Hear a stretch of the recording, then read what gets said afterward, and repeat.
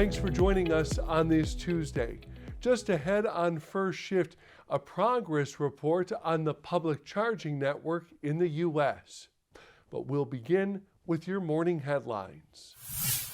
Hyundai started the year on an up note. The automaker's U.S. sales jumped 10% in January. It was Hyundai's highest January sales total in company history. It was also a record January for the automaker's luxury brand, Genesis. Sales there surging 29%. Meantime, over at affiliate Kia, U.S. delivery slipped 5.5%. It was the sixth straight monthly decline for the brand. Overall, light vehicle sales are projected to fall 9 to 16%. That's based on forecasts from J.D. Power, LMC Automotive, Cox Automotive, and TrueCar. Toyota, Honda, Subaru, and Mazda are scheduled to release January results later today. Ford reports tomorrow. The rest of the industry reports U.S. sales quarterly. Elsewhere, Lexus's worldwide sales climbed 6% in 2021. Deliveries fell just shy of an all-time high despite inventories being hurt by the global semiconductor shortage. Toyota's luxury brand said overall volume increased to 760,012 vehicles last year. North America topped the regional charts with sales up 12%. Tesla will recall about 54,000 vehicles in the U.S.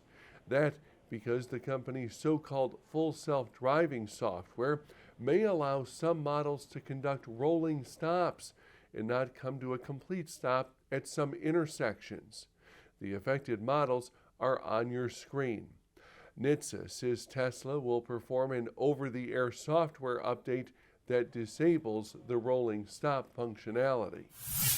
In other news, more than 6,000 General Motors workers in Mexico will elect a new union this week.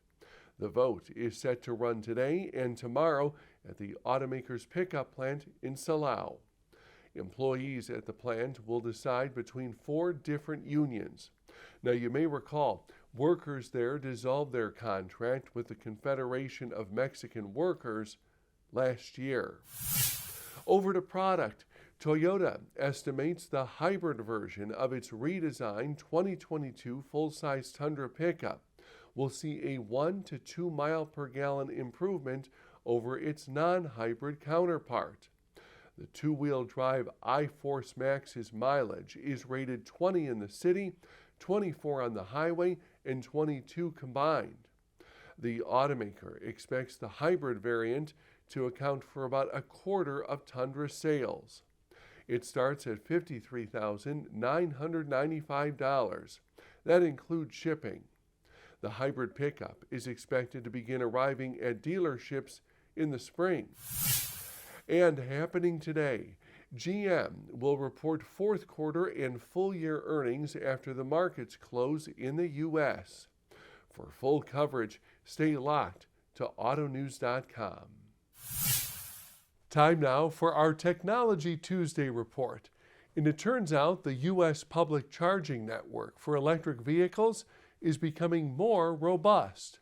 However, significant differences in reliability and performance remain among providers. That's according to an industry ranking by engineering consulting firm Umlaut.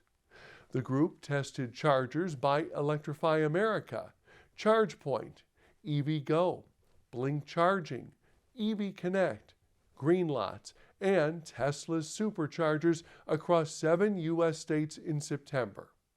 Electrify America reached the highest score in the ranking, followed by Tesla's supercharger and ChargePoint.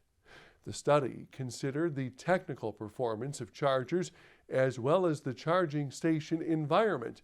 We're talking lighting, roofing, and nearby amenities. Research revealed the EV charging system is becoming more mature and stable. The group used a Tesla Model 3 and a Ford Mustang Mach-E for its 2021 tests. The build-out of public charging stations is seen as crucial to support a growing fleet of electric vehicles on U.S. roads. Last year, EVs accounted for about 3% of all U.S. new vehicle sales. And finally, a first shift footnote. Operation Homefront will receive $3.6 million from a recent sale of the first retail 2023 Chevy Corvette Z06 70th Anniversary Edition at the Barrett-Jackson Scottsdale auction.